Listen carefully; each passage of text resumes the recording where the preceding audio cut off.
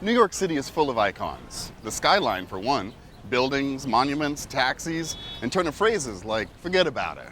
But some of these icons are not always so obvious. In fact, some of these icons you don't even realize are associated with New York City. In fact, I've been holding one in my hand this entire time, the Greek coffee cup. Besides the red Solo cup and Starbucks, this might be the most famous disposable cup in the world. You ever see Law & Order, The Sopranos, Mad Men, Goodfellas, Wolf of Wall Street? Then you have seen this cup. And if you haven't noticed it, well, you're not alone. But I'm sure you will now. In fact, these cups are so iconic that as far as New York City souvenirs are concerned, they're starting to compete with the I Heart NY logo, which can be seen here at Lockwood in Queens. So what's the deal with the Greek coffee cups? First, let's talk about Greek immigration to the United States.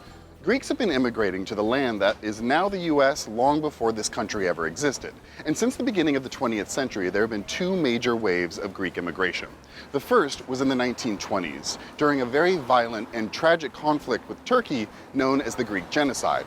The second was in the 1940s, when many Greeks were fleeing their homeland, escaping World War II and the Greek Civil War. This second wave of Greek immigrants maintained a lot of their Greek-American identity, which is easily observable here in Astoria, Queens, home to this city's largest Greek population. And now for the Greek diner. Since the 1940s, 2/3 of the diners in New York City have been Greek-owned and run. And over 600 diners were opened by Greek immigrants from the 1950s to the 1970s. And though Greek immigration to this country has slowed since Greece's admission into the European Union in 1981, the Greek diner is still a staple here. Fast, consistent service, tasty, affordable food found in these epic-sized menus, and a comfortable atmosphere to make sure that all feel welcome. And now for the Greek coffee cup. Cut to 1963, when the marketing director for the Sherry Cup Company, Leslie Buck, comes up with a cup design that would appeal to the Greek immigrants that own the vast majority of diners here in the city. And thus the birth of the Greek coffee cup, which is actually called the amphora, which is a play on the word amphora, which were ceramic containers used for transport of a number of products, usually wine, used by the ancient Greeks and are depicted on the side of the cup. The original said, "We are happy to serve you."